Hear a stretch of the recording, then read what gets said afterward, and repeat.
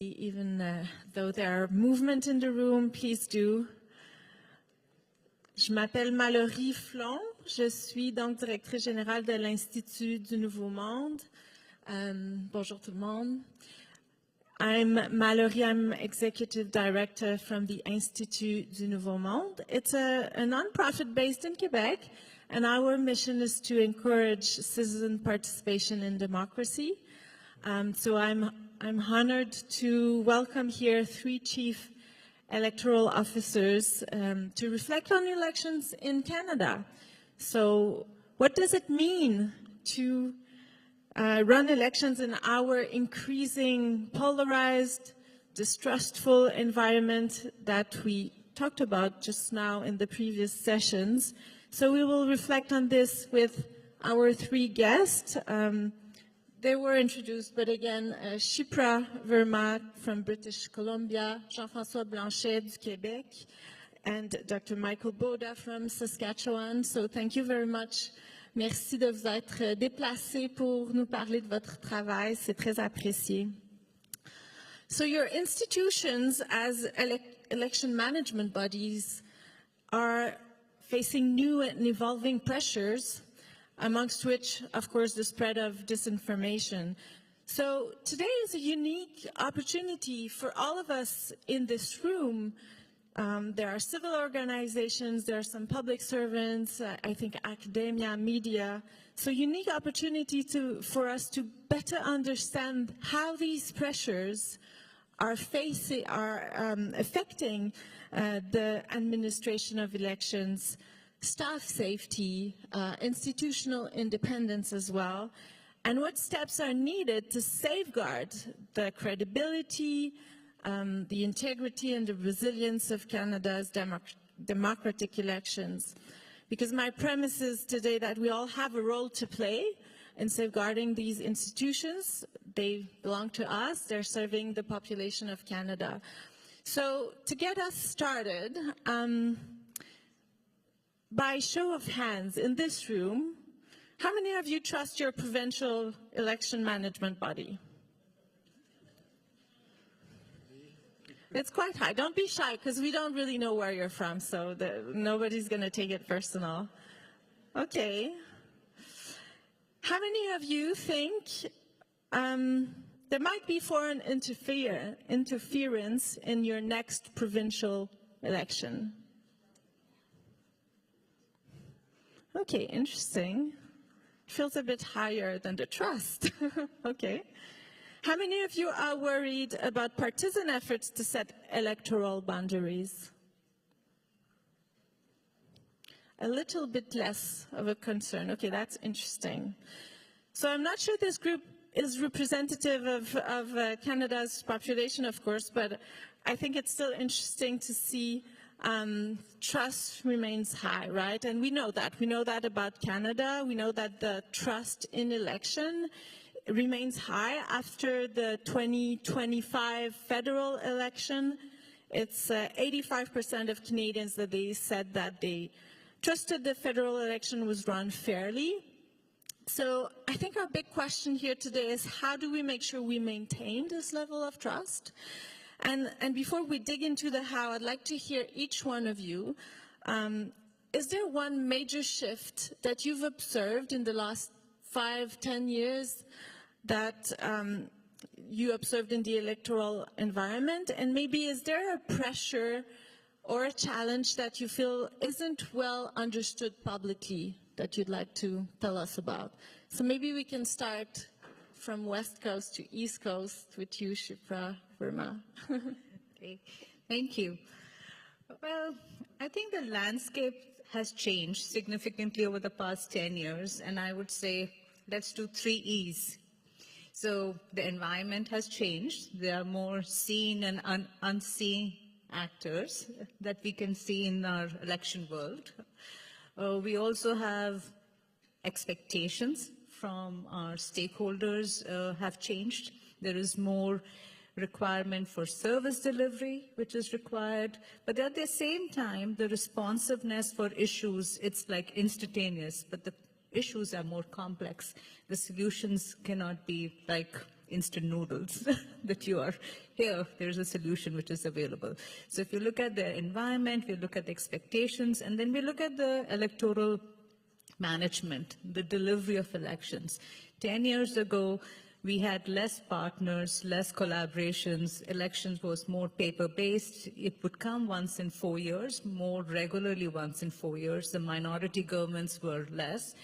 But we need to be more election ready and election present now. So as a CEO, you are not just mushrooming up during an election period. You are constantly being there. You have to be, to a certain level, election ready, but the complexity of delivering an election has changed significantly. So if you look at technology, yes, technology makes life easy, but technology also complicates the back end.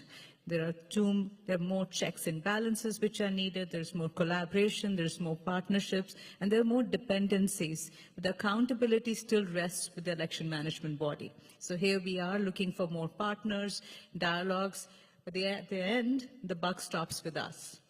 That's so true, because we think technology makes things easier, but it's more people to collaborate with who owns the techniques. Yeah. How about you in Saskatchewan? Well, in terms of a shift, I think for many, many, many years in Canada, public trust was so strong in election administrators, and we've focused primarily on the mechanical functions of the process itself. In the early decades, the Chief Electoral Officer was really a statutory role, and in many ways we might have sent a few. This is early last century, we would have sent out a few materials to returning officers, but we just really indicated, look, run the election and get back to us when we're done. When you're done, let us know who won. But it was a statutory role. I think there was a shift that unfolded over the course of of last century, where there was an increase in centralization in election administration, and it was in many ways a response to political parties. They were professionalizing, they were centralizing, and we were responding to that. But we were also making sure that there was a consistency in voting across the jurisdiction. Over the past 5 to 10 years, though, I'm convinced there's been a move away from viewing elections as simply a technical exercise, away from the assumption that if we just run a better election technically, we'll have a better democracy. And we've moved toward recognizing the growing importance of building relationships with external actors, those who are outside of the EMB. So EMBs are increasingly not an event-driven organization, we're a cycle-driven organization. And we're engaging with stakeholders throughout the electoral cycle, legislators and political parties, governments, EMBs, thought leaders, media, academics, and others in civil society. Increasingly, we're building relationships across the full 4-year cycle so that when the heat of the election is in place, we actually have those relationships that we can rely on to move forward. So in terms of a particular pressure, I would say it is the increased complexity of managing an election that Shipra talked about and conducting the election. You know, Canada has strong democratic traditions. We really do. But the 1867 version of our elections, or even the 1982 version when we reaffirmed it in the Constitution, those principles, it's a way more complex process now. So some of those things, what's caused that? I think there's a closeness in races that we've not seen before, combined with a growing litigious environment. But there is also the fact that EMBs rely heavily on what I would call the working volunteer model. And that is that, yeah, we have a small professional core that's at the center of the organization, but we are largely dependent on civil society, on volunteers who are being paid, but that's for the day. But we're relying on them to implement this process. So combine that with the fact that there are bad actors out there that want to be involved in our process, China and Russia, and in some cases, other provinces are injecting into your process. So it is just a very complex process today. Et au Québec, M. Blanchet, est-ce que vous observez la même complexité croissante dans l'administration des élections? Oui. Premièrement, je suis très heureux d'être ici aujourd'hui, d'être loin du Québec et de ne pas entendre parler de carte électorale ou de la possibilité d'avoir un référendum. Hein, on est en Alberta, c'est exactement la même chose. Donc, je sympathise avec Gordon. Donc, aujourd'hui, la société, les organisations électorales, la société, on est au centre de l'information. On est absorbé par le flux d'informations. C'est la même chose pour les partis politiques, pour les politiciens. Donc, tous les jours, ils font face à des nouveaux défis. Nous faisons face à des nouveaux défis par rapport à l'information et nous avons à réagir. Malheureusement, les politiciens, les médias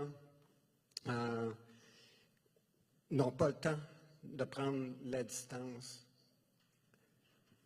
Une nouvelle aujourd'hui vit à peu près 15 minutes, 20 minutes, donc c'est très difficile d'aller chercher l'attention lorsqu'on a à donner la bonne information, lorsqu'on veut rectifier l'information. Donc, c'est une des difficultés que nous avons. À travers ça, les médias sociaux, avec l'augmentation des discours haineux, autant envers nos employés quand même. Donc, on a eu certaines situations dans les derniers mois où ce que nos employés ont été directement visés, que ce soit des enquêteurs ou les gens qui travaillent dans nos médias sociaux ou encore les personnes qui répondent au téléphone à la clientèle. Nous avons dû leur demander de prendre des noms fictifs pour ne pas être mentionnés ou ne pas être visés directement par quand même de l'intimidation. C'est sûr que moi, je ne peux pas changer de nom. J'ai quand même reçu certaines intimidations, mais on vit dans un monde où les gens se cachent derrière quand même leurs ordinateurs, leurs téléphones, et nous devons apprendre à vivre avec ça. Et ça complexifie quand même notre rôle.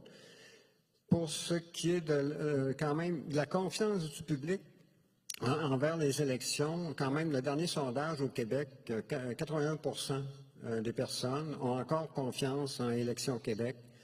C'est quand même un taux de satisfaction qui est beaucoup plus haut que d'autres institutions au Québec, mais malheureusement, il y a quand même une tentative des politiciens d'affaiblir notre position présentement.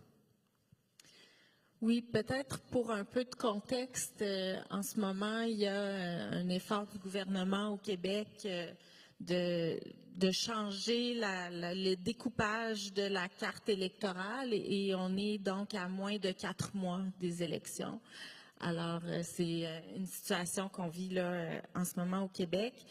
Je resterai avec vous encore un peu, M. Blanchet. Qu'est-ce qu'Élections Québec fait et qu'est-ce que vous avez fait dans les dernières années pour agir face à ces défis dont on parle, ce flux d'informations, les menaces à l'intégrité, la haine en ligne, etc. Est-ce que vous pouvez nous donner un aperçu? C'est-à-dire qu'on met beaucoup d'efforts sur l'éducation à la démocratie. Donc, de prendre les devants, de donner l'information les partis politiques ne sont plus présents sur le terrain, donc ils ne sont plus ils n'ont plus la présence qu'ils avaient auparavant. Donc, nous devons éduquer les gens sur les processus électoraux, donc prendre les devants, des choses simples comme le décompte des votes au Québec. Il y a encore 50% des gens à peu près qui pensent que ce n'est pas fait à la main. Donc, c'est moitié-moitié. Donc, les gens ne connaissent pas les processus électoraux. On comprend, d'une certaine façon, ce n'est pas tous les jours qu'il y en a, mais il y a encore des gens qui pensent qu'on sort les tables une fois aux 4 ans et c'est très simple comme processus. Donc, il y a beaucoup d'éducation à faire. On prend les devants, on fait des vidéos pour démontrer comment que les choses se passent, entre autres le décompte des votes. Je crois qu'on doit de plus en plus rendre disponible aux électeurs l'ensemble de nos procédures, de nos processus pour donner confiance aux électeurs. Merci. How about you, Mr. Boda? So in Saskatchewan, what are you doing and what have you been doing in recent years to face those different threats to elections and this growing complexity of administrating elections? And do you feel that it's even possible to be adequately prepared? Yeah, I'm not sure you can ever be 100% prepared during an election, and I think my colleagues in the room will know that you wake up one morning and you come in and you're running an election and you never thought that would happen. It is a very interesting process, but in terms of electoral integrity,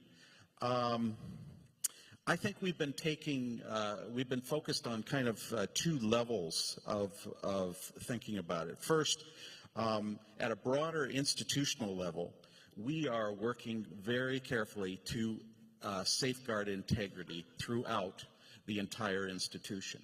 And I don't think, while integrity has been important, freeness and fairness has been important, I think never before have we focused on integrity and trust as we have in this context.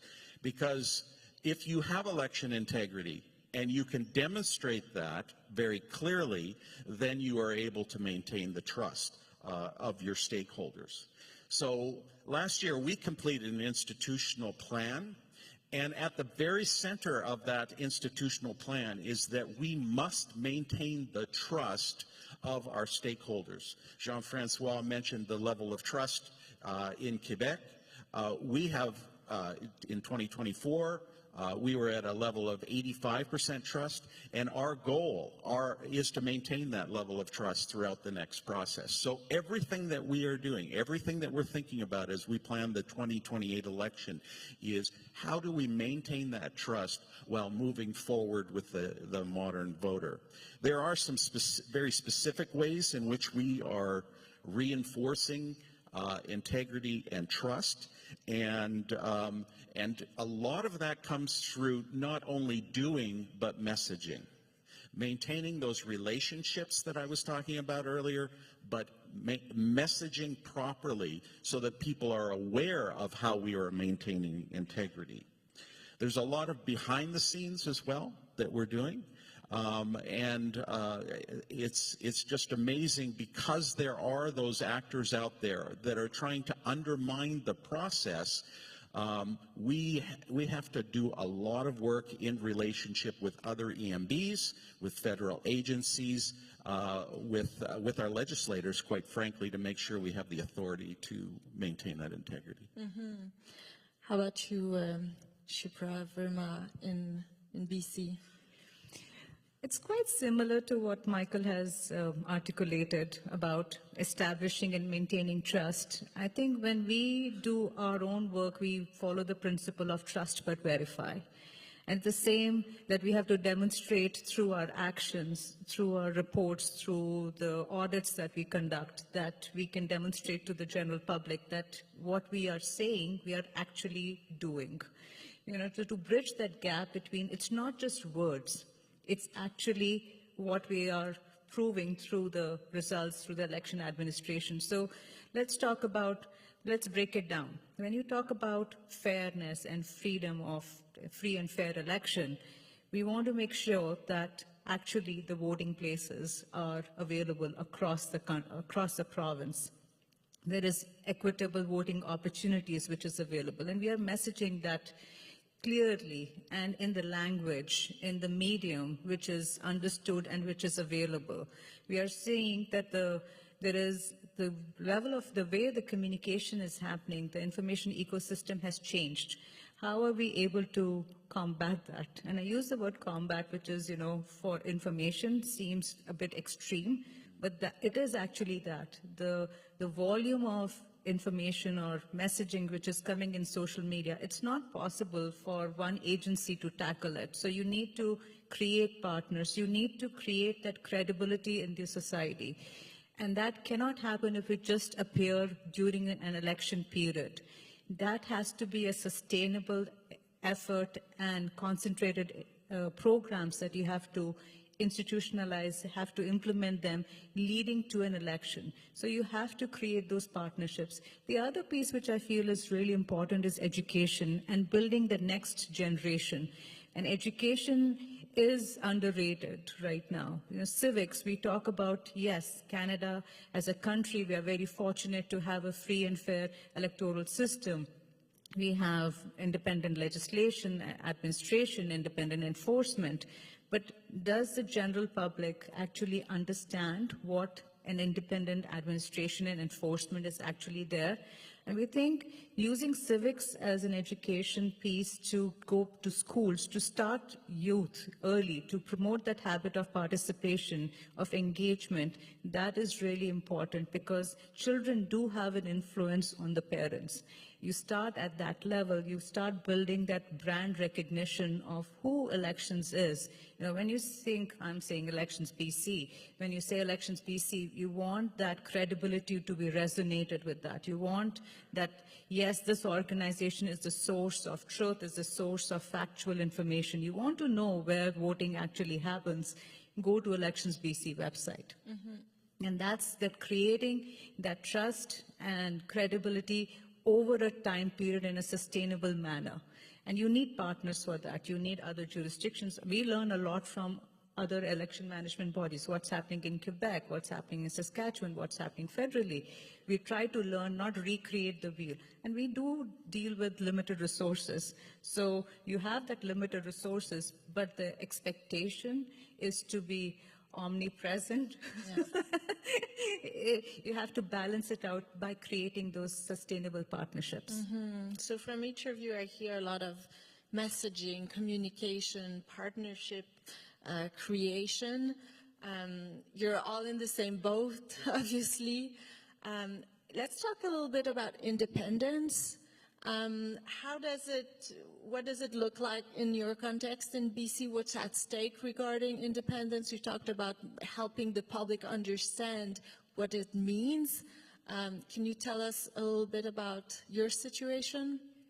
Actually, we are quite fortunate in BC that we do have a robust legislative framework. What could be an area of further improvement is the pace of change, and the pace of legislative change sometimes doesn't match. So to have a legislation which is nimble enough and provides a broad framework but provides more flexibility in electoral administration, that has to be more built into the legislation. But having an Elections BC is responsible for investigations, has a strong array of ability to have administrative monetary penalties to be levied. We also have an election integrity working group which was established prior to the previous general election, which involves CSIS, CSC, it always also involves RCMP, but also like the BC Sheriff Services, we have the Information Privacy Commissioner. So there are like-minded agencies have been involved in this working group, which has led to, again, through communication and constant partnership and dialogue, to have that credibility to say, yes, we are empowered to tackle misinformation, disinformation because of the legislative options that we have. But at the same time, it's not something you can take for granted. Independence is something that you have to make sure through your actions, your independent reporting, independent enforcement, that it's a constant endeavor to make sure that, people understand. It is an agency that is doing its job, and disclosure reporting comes hand in hand. In BC, we have had a special parliamentary group which was established to study the conduct of the previous election, but also to look at disengagement. And recently the report came out that it's they confirmed that the previous election was conducted in a free and fair manner. So that kind of supports the assertions that which we're making, that yes, the election was free and fair in spite of the close calls and the way the election administration, that's the legislation through which you have to, as an example, in BC is unique in the Canadian context that the initial results and the final results have a time period. And general public will say, why do you need a week, 10 days to confirm the final results?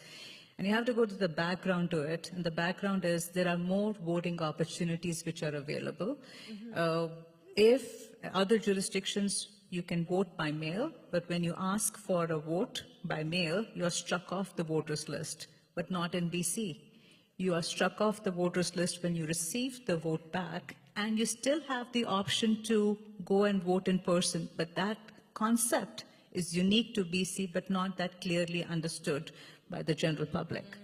So, you have to make sure, back to communication, that why do we do things in a certain way? Any thoughts about independence in Saskatchewan?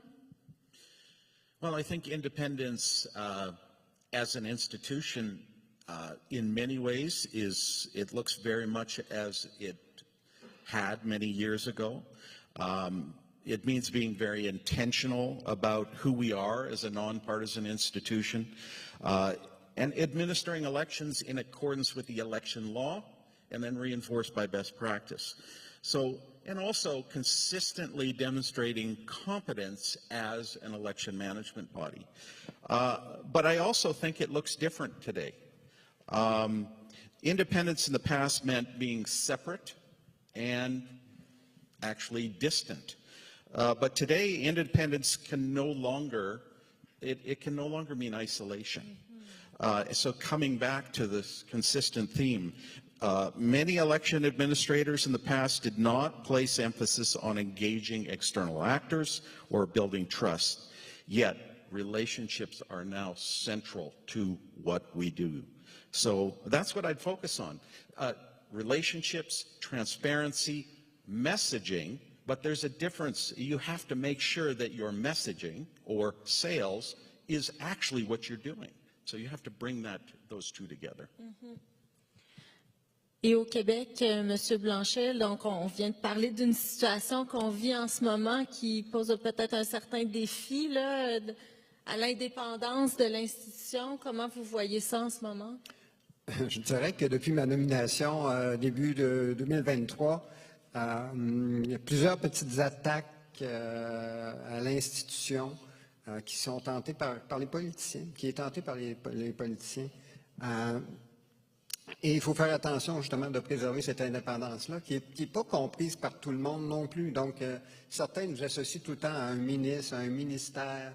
On a à expliquer justement qu'on est complètement indépendant du gouvernement.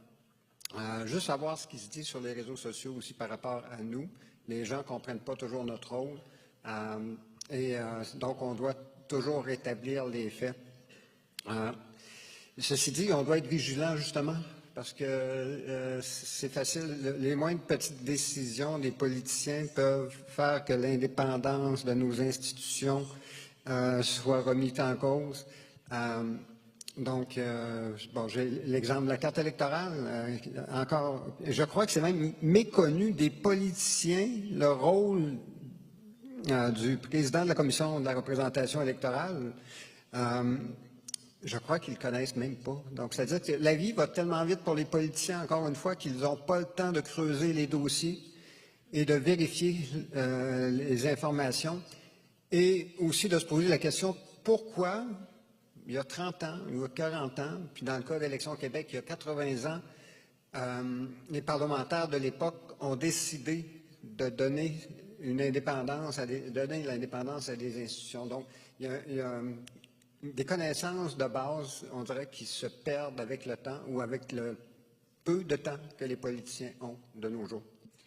C'est intéressant parce que ça révèle que l'éducation du public sur ce qu'est l'indépendance, c'est aussi l'éducation des gens qui vont faire de la politique, des députés, des élus, sur ce que ça signifie. Puis notion même d'indépendance ne peut plus être comprise comme on ne parle pas au gouvernement, mais on doit maintenir quand même des discussions justement avec les élus, des fois pour préserver la compréhension même de l'indépendance, de comment elle doit se jouer. I'm going to soon turn over to the audience for a question, but maybe one last here to all of you. From a civil society perspective, I've noticed that there's a spectrum of positioning of election management bodies within Canada, across Canada. I see some that remain focused on electoral operation and others that undertake more educational actions. Mr. Blanchet was telling about it's one of the things you do,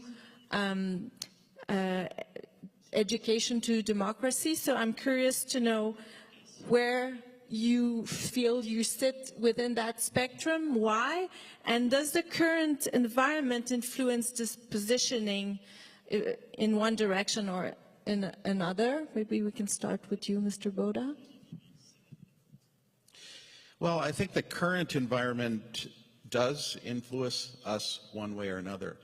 But I would also argue that election administrators have always needed to be careful how we approach civic education and voter education.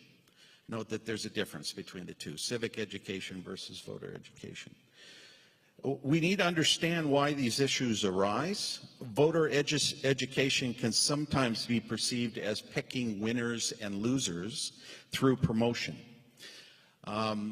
Alberta, and to some extent, lesser extent, Saskatchewan, has traditionally emphasized electoral operations when it comes to promotional activities. The current environment could push EMBs away from targeted voter education for specific groups, but best practice points us in the opposite direction. Okay. Toward providing voter education and outreach to groups that have historically been underrepresented. I would argue that given the challenges of the current environment, we in Saskatchewan have to be very sensitive about how we're approaching voter education. We do. We have to be very careful that we're not picking winners and losers. But with respect to civic education, I'm being much more assertive on this front, because I believe that EMBs need to build strong citizens over time. And so I am, for example, asking for legislative authority to move forward in the context of civic education. Because I believe in best practice in election management, we do this around the fringes.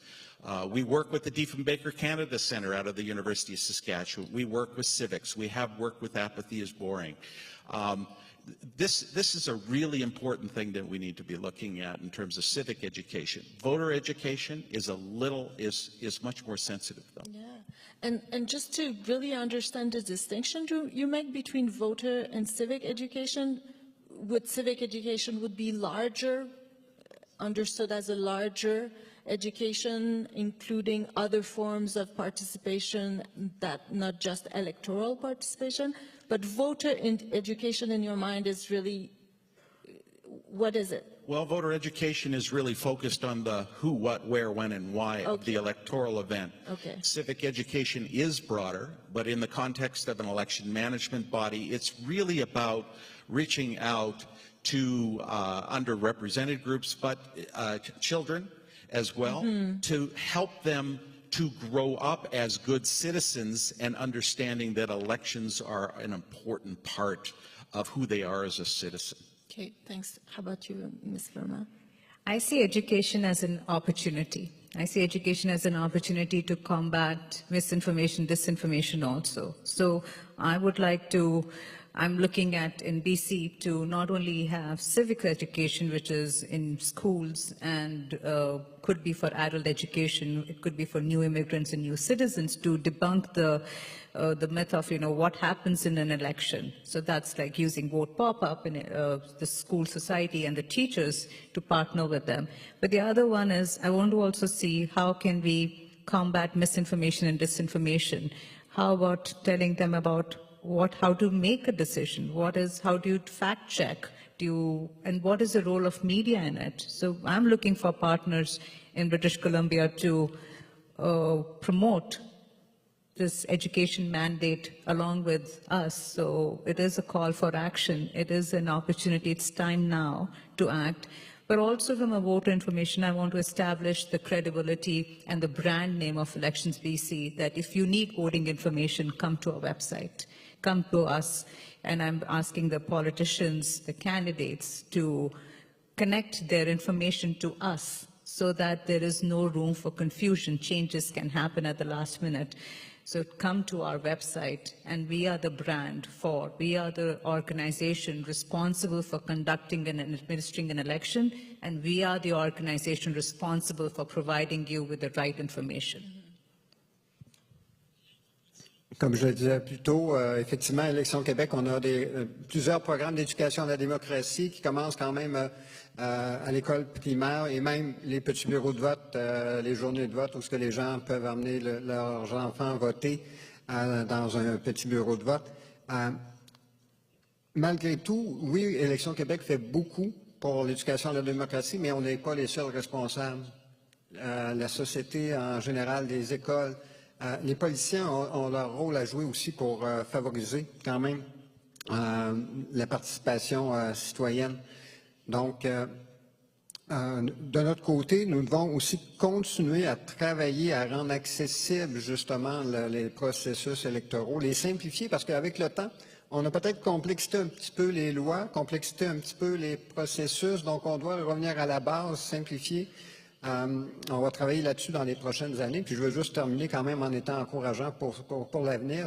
On est quand même chanceux d'être ici en tant que directeur général des élections, d'être indépendant, d'avoir une indépendance. Oui, on est peut-être critique par rapport à ce qui arrive, mais quand même, on est chanceux au Canada et au Québec et dans chacune de nos provinces. Questions from the audience? Any of you, please raise your hand if you have questions. We can take maybe two. There's one gentleman here. And maybe you can tell us who you are so we know shortly. Sure. Yeah. Hasneet Punia from Ontario. Great session. And I just had a question with regards to sort of misinformation, disinformation, and foreign interference at the same time. So from the past federal election, I know all of you have compiled reports and sent them to the Chief Electoral Officer of Canada. Do you have any idea when that report will be made public, or if you will be saying anything about sort of the level of interference and misinformation and disinformation that took place in the last federal campaign? Any of you have information? I don't have that information. I was previously the CEO of Elections Manitou, and I don't recall sending any report to Elections Canada on misinformation, disinformation. So I'm not sure if any other jurisdiction did that. No. There was another raised hand right here. Sorry.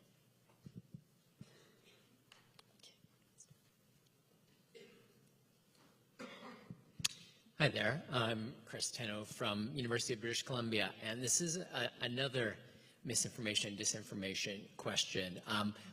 Different jurisdictions have different approaches to dealing with this, and I'm curious about what you think, both in terms of the powers you have or that you see other jurisdictions using that are most effective for addressing problems about false and misleading claims about electoral processes.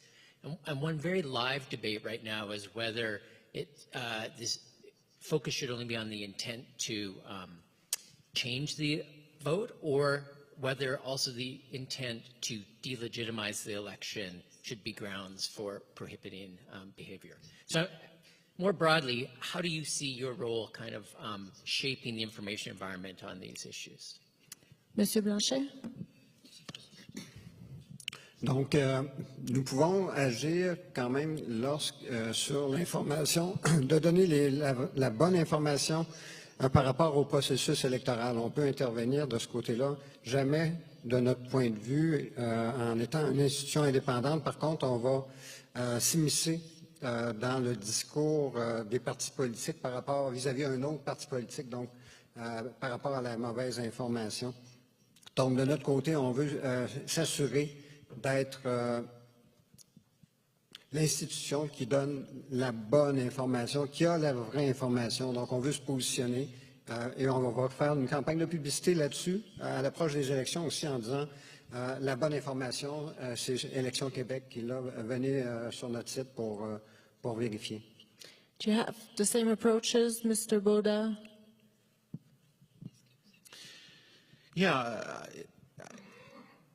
I think there are. This is a new area in which we are doing. We're trying to catch up, quite frankly, in the context of how we manage misinformation and disinformation.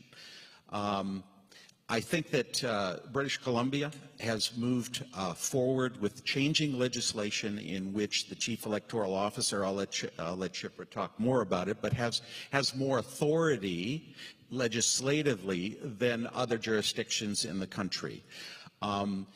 Leading to the last general election in Saskatchewan, I asked for legislative change in which I would have the authority on the electoral side to work with social media companies in order to combat disinformation. I also asked for the authority to work in the context of AI as well. In both cases, I was turned down by our legislators, fearing that it would be an issue of freedom of speech would be undermined.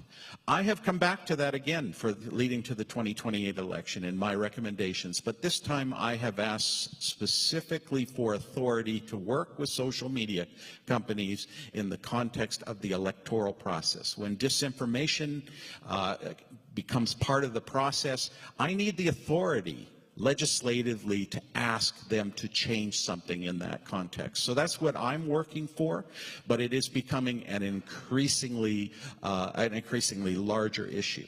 There is another issue that I'm thinking about a lot, and it has to do with the independence of the election management body. In Saskatchewan, Elections Saskatchewan does not work with government directly in the area of misinformation and disinformation. We have been building our own capacity. That's a model. Other governments, other election management bodies are working directly with governments in terms of being able to manage the situation. So that again is unfolding over the course of the cycle. Quickly, in BC. In BC, we do have legislation which makes it an offense for misinformation, disinformation with regard to election process, election officials, election outcomes. There are options to have monetary penalties. There's also, you can work with social media companies to take down their heavy penalties. And I know Manitoba has now similar legislation with regard to deep fakes, artificial intelligence too. Yeah, and Quebec too has an offense now in its. Nous avons de nouveaux articles de loi qui rentrent en vigueur le 1er juillet qui va me permettre de faire enquête ou de poursuivre les personnes qui, de façon intentionnelle, donneraient de la mauvaise information par rapport au processus électoral ou encore prendraient la place du DGE ou du personnel électoral. One last very quick question. Go ahead. Yeah.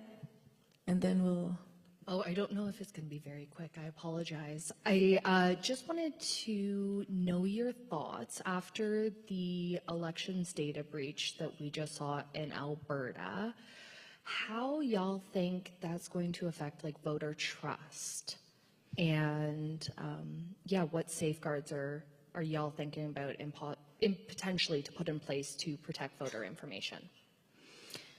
Apparently, there was a data breach in Alberta.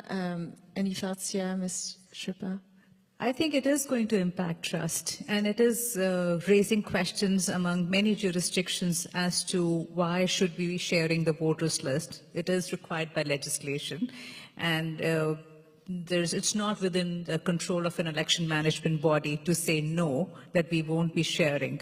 But what we can do is, and some legislations do have that the candidates and parties have to submit a privacy statement, or they have to provide how are they protecting. It's a contractual agreement between you provide a voter list to say that you are required to use it only for election purposes as outlined in the legislation. But that's what the law says. There is a difference between what the law says, how we implement it, and what is the common understanding. And you're absolutely right. The common understanding is there is a major data breach. And what are we doing about it? And we can only have dialogue right now and create awareness as to why we have to provide this information and what do we do to safeguard the information. Will it have an impact on the trust? Yes, it will.